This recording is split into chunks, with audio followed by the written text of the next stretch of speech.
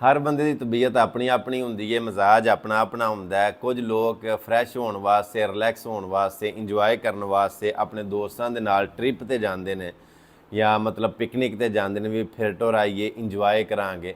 लेकिन मैं जदों कोई सीखना होंदा है उदों मैं कल्लियां निकलना, मेरे वास्ते कल्लियां रहना अज भी बहुत ज़रूरी होंदा है। सुबह के टाइम या शाम के टाइम मैं जदों वॉक करने वास्ते निकलना वा तो मैं कल्लियां कुछ वक्त जरूर गुजारना, फिर मैं चीज़ां सोचना, वेखना, गौर करना, फिर उन्हां गल्लां दे विचों जिहड़ियां सुणियां हुंदियां ने उन्हां गल्लां दे विचों गल कढना।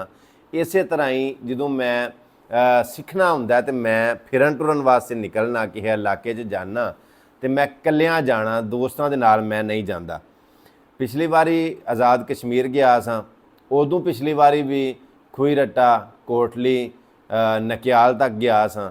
लेकिन इस दफ़ा मैं उस साइड ते यानी कि कश्मीर वाली साइड ते नहीं जाना, मैं जनूबी पंजाब वाली साइड दे उत्ते जाण दा प्रोग्राम रखना। हो सकदा मई दे पहले हफ्ते मैं विजिट करन वास्ते, सैरो तफरीह करन वास्ते, कोई सीखण वास्ते इन्हां इलाकिਆਂ ਦੇ ਵਿੱਚ ਨਿਕਲਾਂ। इंशाअल्लाह मैं जिहड़ा ना बावलपुर वाली साइड दे उत्ते जावांगा। जिन्हें मेरे दोस्त मेरे वेखण वाले ने नाले मशवरा दो, कमेंट दे विच अपनी राय का इजहार करो, दसो कि किहड़ा इलाका इन्हां दिनां दे विच जाण वास्ते बेहतर है। इन्ना मैनूं पता इत्थे गर्मी चंगी भली हो गई है, यानी कि विसाख अध हुंदा पिया, उन्हां इलाकिਆਂ दे विच ते बेबा गर्मी होएगी ना। लेकिन मेरा इरादा है कि इस दफ़ा मई के स्टार्ट दे विच मैं उस साइड ते जावां।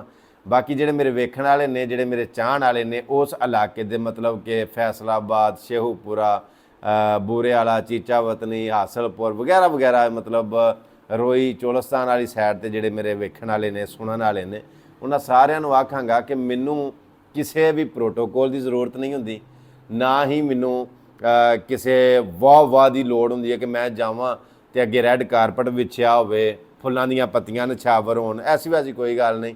मैं सिर्फ मिलन वालियां दी कदर करना। जिहड़ा मिलना चाहे स्क्रीन के उत्ते तुहानूं नंबर नज़र आउंदा पिया, मेरे WhatsApp का नंबर, ये उत्ते राबता कर लिओ तो इंशाअल्लाह तुहाडे नाल मुलाकात होएगी। बड़ी अहम गल ये कि जदों मैं सैर करने वास्ते, विजिट करने वास्ते या सीखण वास्ते किसी इलाके 'च निकलना तो मैं कल्लियां निकलना तो मोटरसाइकिल ते निकलना। मैं कोशिश करांगा मोटरसाइकिल ते जावां ताकि ठहरदियां इलाके की सैर करदियां, विजिट करदियां हौली हौली हौली हौली जनूबी पंजाब वाली साइड ते जावां।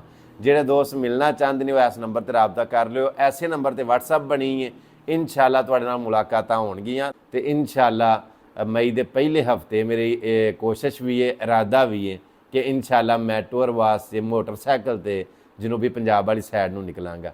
जे तुहानूं कोई इलाका, कोई एरिया होर ज़हन दे विच आउंदा है, वो कमेंट दे विच अपनी राय का इजहार जरूर करियो। अपना बड़ा सारा ख्याल रखियो। मिलने एक नवी वीडियो के नाल। अल्लाह सोहणे दे वाले। अस्सलाम वालेकुम वरहमतुल्लाह।